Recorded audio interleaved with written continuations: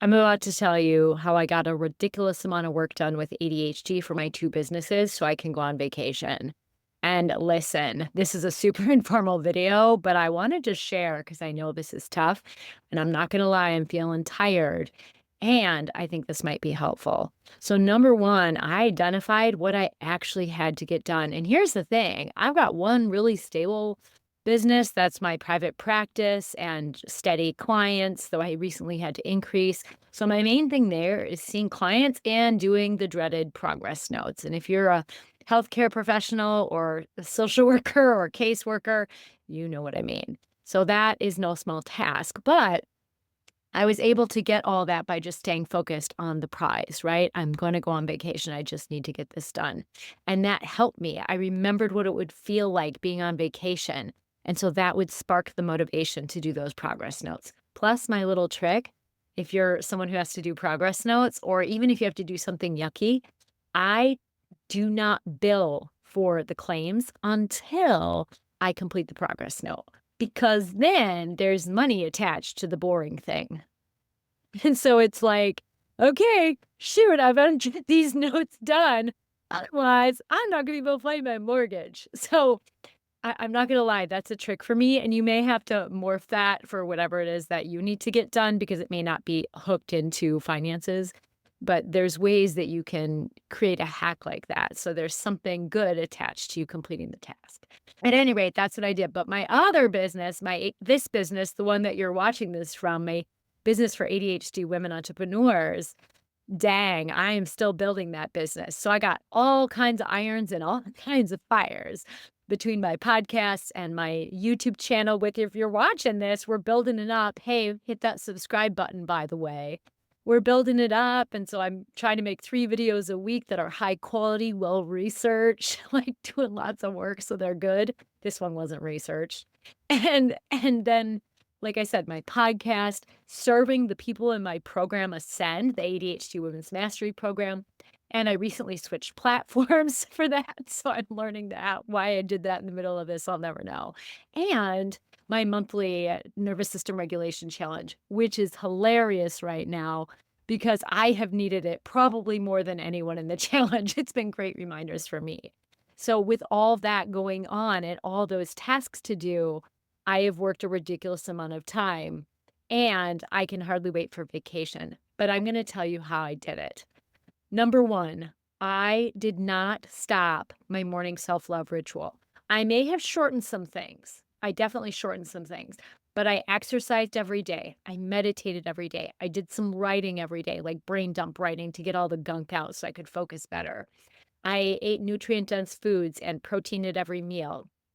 I continued to get at least 8 hours of sleep and tried to stay off screens. I'm gonna tell you this last week of it, because I could tell I was starting to run out of gas, and then it was harder for me to focus on something that was, shall we say, effective for coping and preparing me for sleep and rejuvenating after a long day. So I ended up on my phone and watching too many Brian Tyler Cohen and and AOC videos on YouTube, which, then what my rule is if I'm gonna watch something like that, then I have to write my Congress people because otherwise it'll stress my nervous system out. So maybe not the most effective thing to do before bed, but I know that was my body's way of saying, "We're getting close to being shut down here, Jen. We're starting to do our numbing techniques," right? So I'm like, "Okay, we just gotta make it till vacation."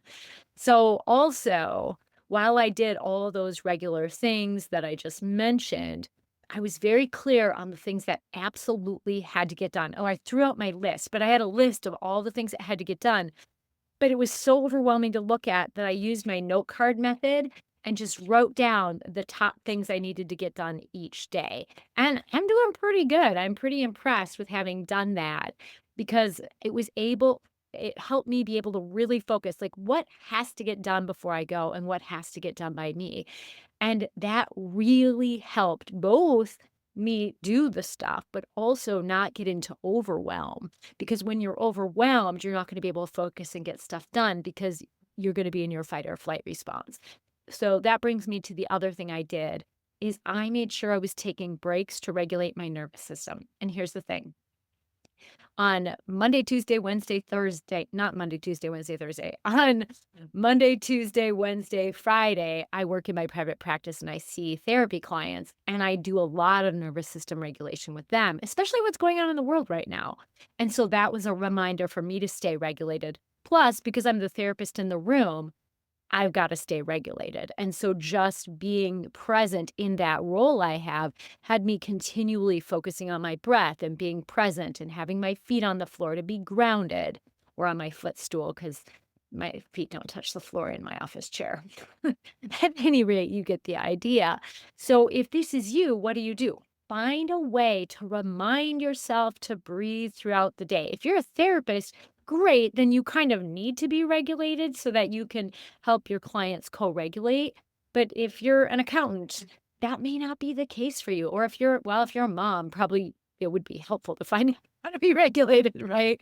Because otherwise, I mean, hey, power to you moms, because being a parent is tough.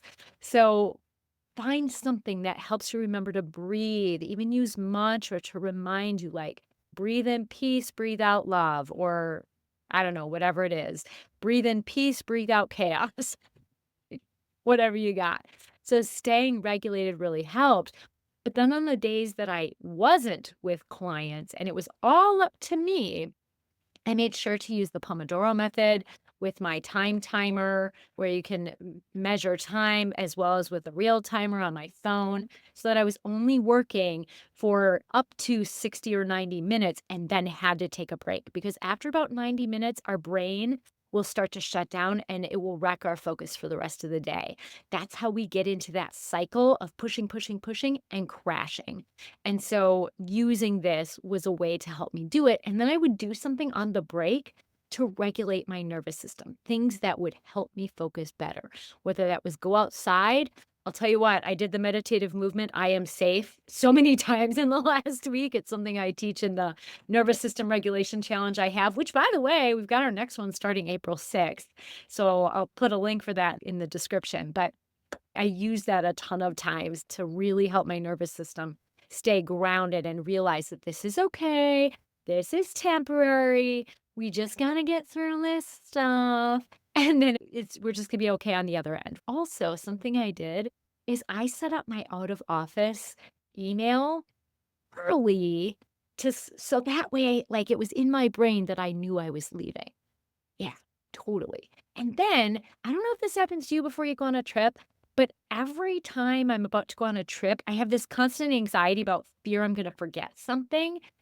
It can't be just me. I gotta believe it's more than just me. So I'm like obsessively like trying to remember. Well, a while back, I figured out if I just have a notes app and I have a folder that says travel lists, and then I have 1 week a year where my family goes on a spring break, and that's a full week.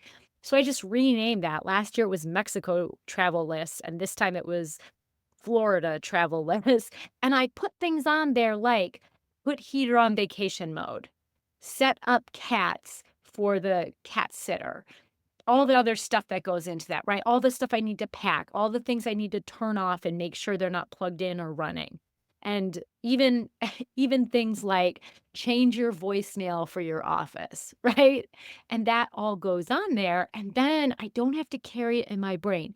Because the thing about ADHD brains is our working memory is often compromised. So when we have all this stuff swimming in our head, it's making it either even harder for us to focus on what we need to in the moment and remember things and keep track of things. So then things take longer.